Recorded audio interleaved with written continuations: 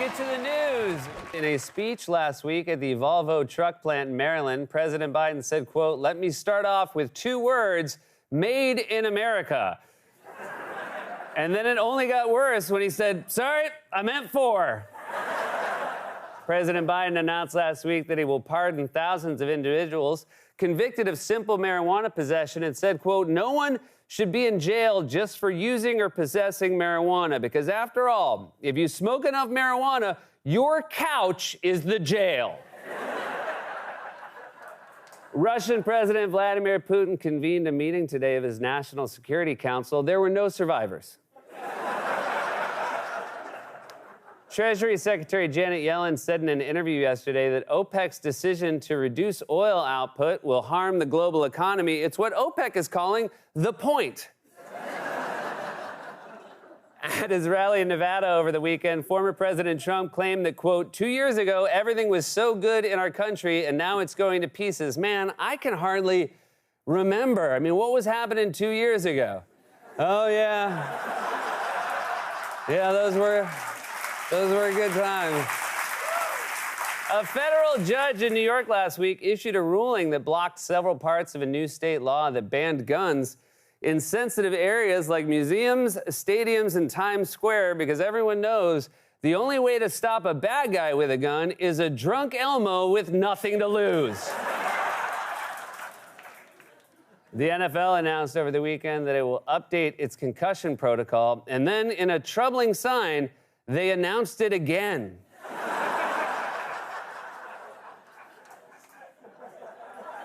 According to a new survey, 26% of Americans believe there should be a minimum age requirement for getting ears pierced, while over in Jersey, there's a Claire's in the maternity ward.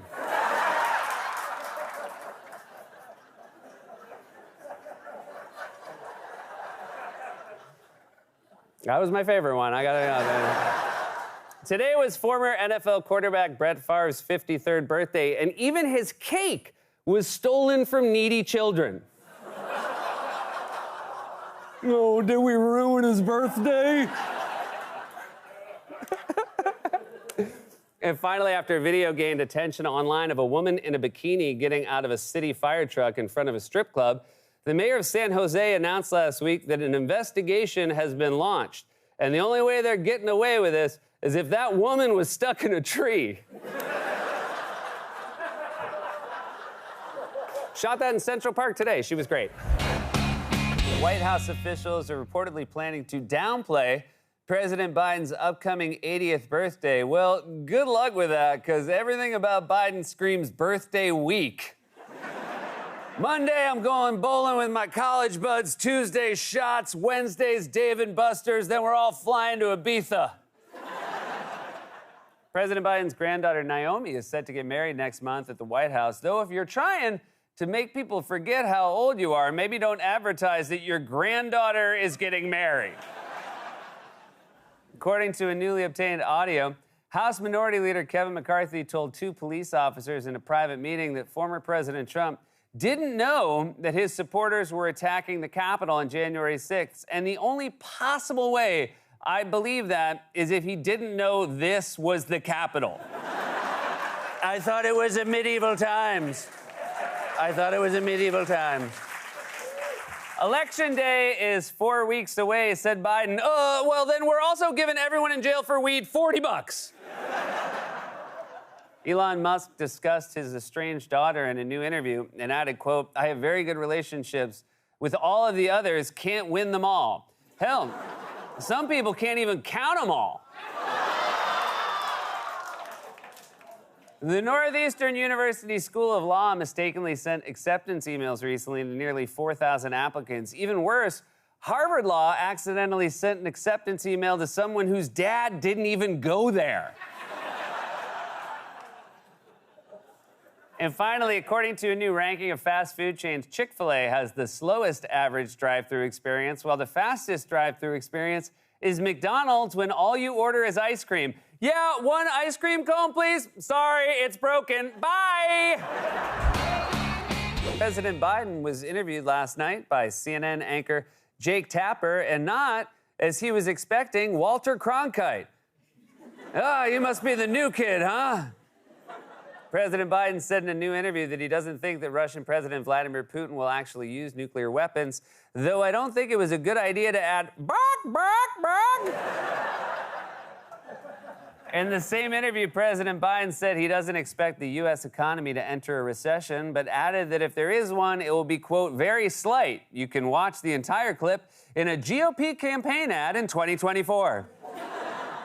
Buckingham Palace announced yesterday that King Charles's coronation will take place next year and said that the event will be, quote, rooted in long-standing traditions and pageantry. You know, the things that drove his son and daughter-in-law completely out of the country.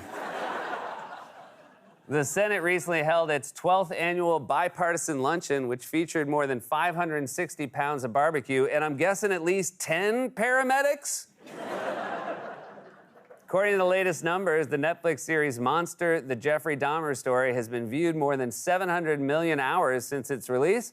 So get ready for NBC's newest series, Chicago Dahmer. That's right, the Jeffrey Dahmer Netflix series has been viewed more than 700 million hours, I guess because it was slightly less horrifying than the Great British Baking Show's Mexican Week. This is too much for me. Should we go back to Dahmer? And finally, a winner was declared yesterday for the annual Fat Bear Week contest. Said the winner, wait, I thought it was just Bear Week. The House January 6th committee voted unanimously today to subpoena former President Trump. I would say this is big news, but it's really more like putting one more parking ticket on that van that's been on your block for a year. That ticket ain't getting paid. According to a new report, when former President Trump received a subpoena earlier this year for any classified documents taken from the White House, he told an employee to move boxes to his personal residence. Man, he is a bad criminal. You're supposed to get rid of the evidence. Trump is the first criminal to plant the evidence on himself. This weed? No, I'm not holding this for a friend. I bought this with my money. A jury in Connecticut yesterday ordered conspiracy theorist Alex Jones to pay nearly $1 billion to the families affected by the Sandy Hook shooting. So I hope he got paid really well for his work as the Mucinex guy.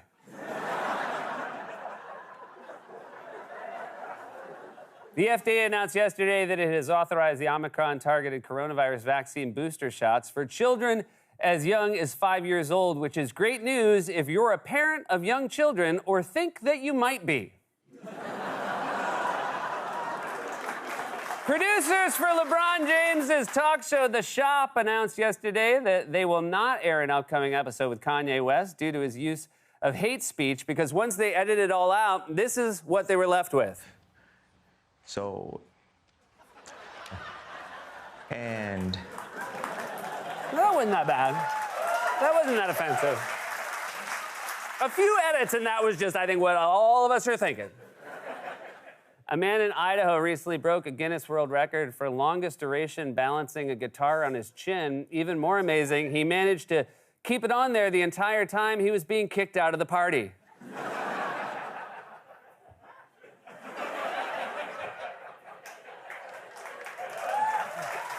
Meta this week launched its most advanced virtual reality headset ever, which costs $1,500. They're so advanced you'll completely forget that your wife left you. The car company Rezvani has announced a new $250,000 SUV called the Vengeance, which has options for body armor, explosive protection, and night vision. So come hell or high water, your kids will get to soccer. Today was National No Bra Day, so looks like Biden hasn't undone all of Trump's executive orders. Dunkin' Donuts recently changed its customer loyalty program from DD Perks to Dunkin' Rewards, and I can only assume it's because they were sued by a 1980s porn star. Happy No Bra Day, DD!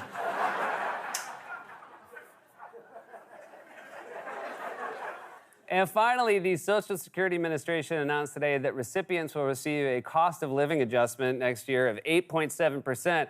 So get ready for that to trickle down to your $5 birthday checks. And that was a monologue, everybody.